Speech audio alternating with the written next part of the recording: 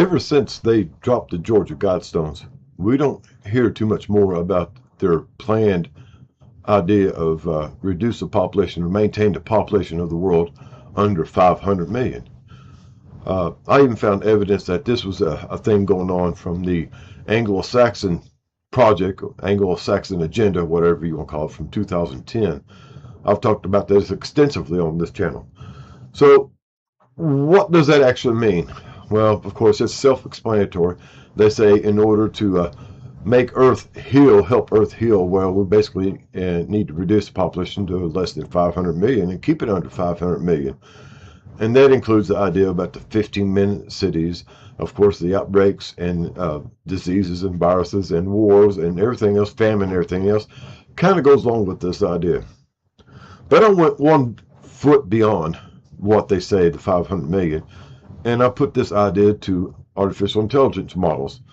I used 8 different artificial intelligence models. All of them are free to use, of course, or free to use for a while.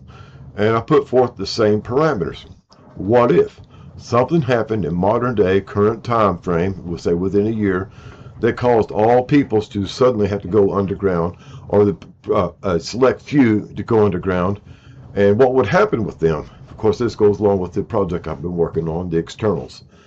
So y'all be surprised at what they said and everything. So, like say, something happened, caused a catastrophic event that it warranted emergency departure from the surface to underground facilities, like we heard about, the bunkers and stuff, whether they're corporate owned, privately owned, government, or local facilities like your civil defense bunkers or other accessible facilities.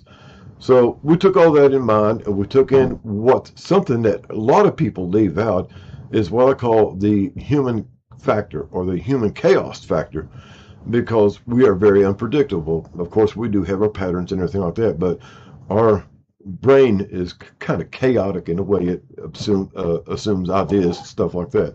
So we had to predict what the chaos factor would be in this situation. So you'd be surprised.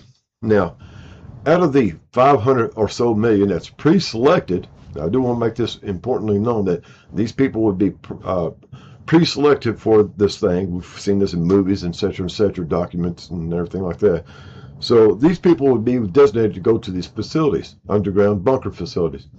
Now, out of these approximately 500 million, you'd be surprised at how many actually made it to the bunkers if something happened and warranted them to be within these bunkers within, say, 48 hours or 72 hours, like we've seen in movies such as, Greenland, okay? So, like say, something happened, 72 hours. How many people would survive and make it to the bunkers to actually closing the door on them?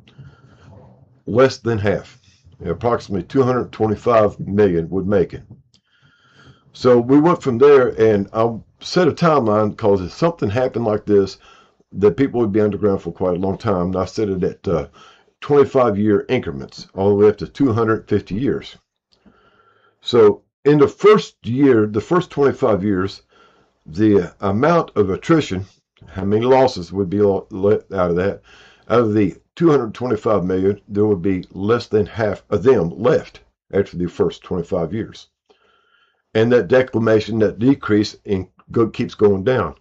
So at the end of the 200 to 250 years, you'd be surprised at how many people would be left.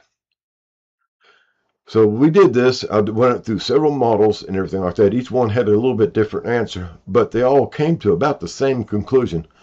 Some of them at the most optimistic outlook said 20% would survive out of the 500 million, out of the 225 million that made it to the bunker. 20%. The lowest attrition rate was around 8% attrition. Only 8% of the original 225 million would be left. But the average, all across everything like that, you put them all in together, most of them agreed around this line right here, is that around 10 to 15% would be that it would be all that's left of humanity on a catastrophic event that wiped out the surface. Like Noah's flood or the dinosaur meteor thing or whatever else catastrophic event that would wipe out or cause the decimation of life on the surface. Only 15% of humanity would be left. In the United States, we got the numbers down to specifically because of how this would be distributed. Of course, the United States being one of the most technologically advanced nations, would be have a higher number of people in the bunkers. But because of land area, they said that Europe would have more. But the people in the United States would have a more achievable survival rate. But even theirs, at best, was 15%. In fact, they said out of the 44 million, which is they approximate 44 million would go to these bunkers in the United States. Out of these 44 million, less than 6 million remained across the United States. Right now, we're a nation of around 350 to 400 million. So less than 6 million of those, around 6 million of those would be left in the United States. And this is kind of the average across the world. And if we averaged it out working with parameters, that there would be 10 zones across the world that these people would be left in.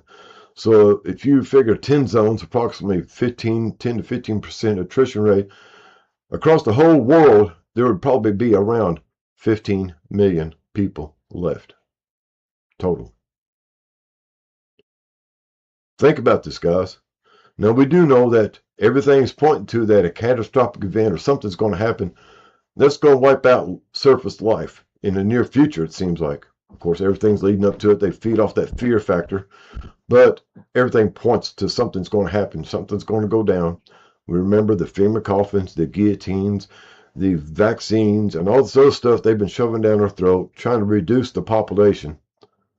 And now we're coming up with the point that something's getting ready to go down, and it's not going to be a very good time for very many people. 15 million out of 500 million. Something to think about. Y'all have a groovy day. Later, taters.